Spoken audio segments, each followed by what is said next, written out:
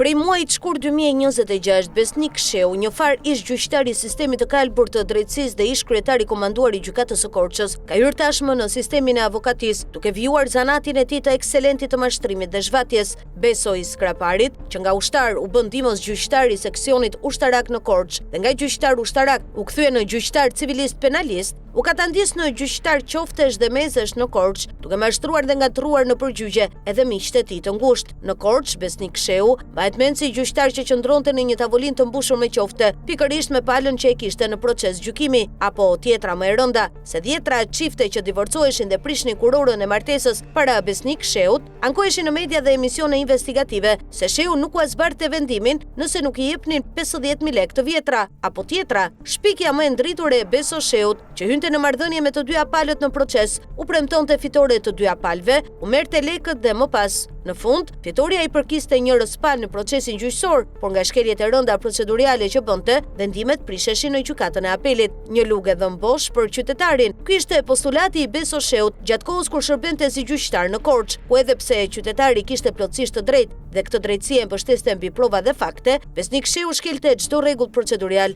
duke sjellë futje në kolaps juridik të dosjes që gjykonte, qoftë civile apo penale. Një kryqëzim mes shejtanit të paavd dhe gjyqtarit të korruptuar, që miksohen pikërisht tek Besnik Sheu, i cili me vendimet e tij mori në qaf familjen Kafexhiu dhe shumë familje të tjera, por ky shejtani i paavd është munduar të bëjë edhe diplomatin tek njerëz të medias, sa herë denoncuesit e tij shkonin dhe ankoheshin pikërisht në emisione investigative pranë televizioneve në Tiranë. I pasuruar mirë dhe me disa prona në Korçë, Elbasan dhe Durrës, që prej fundit të tetorit 2025, Besnik Sheu fatmirësisht nuk është pjesë e gjyqësorit shqiptar për shkak të vendimeve të KPA-s për shkarkimin e tij. Ai u shkarkua për deklarim të pasakt dhe të pamjaftueshëm të pasurisë, si dhe rezultoi me bilanc negativ në vlerë të lartë. Më saktë, KPK konstatoi bilanc negativ në vlerën 12.3 milion lekë për pasurinë e Sheut, si dhe ngriti dyshime për një transakcion fiktiv me qëllim justifikimin e burimeve të ligjshme në krijimin e pasurive dhe mbulimin e shpenzimeve. Por sot Besnik Sheu ka hapur një licencë dhe nipt avokatie, duke u sjellë si endacak në korridoret e gjykatës së Korçës, që dikur e drejtoi si i komanduar për një periudhë të shkurtër kohore.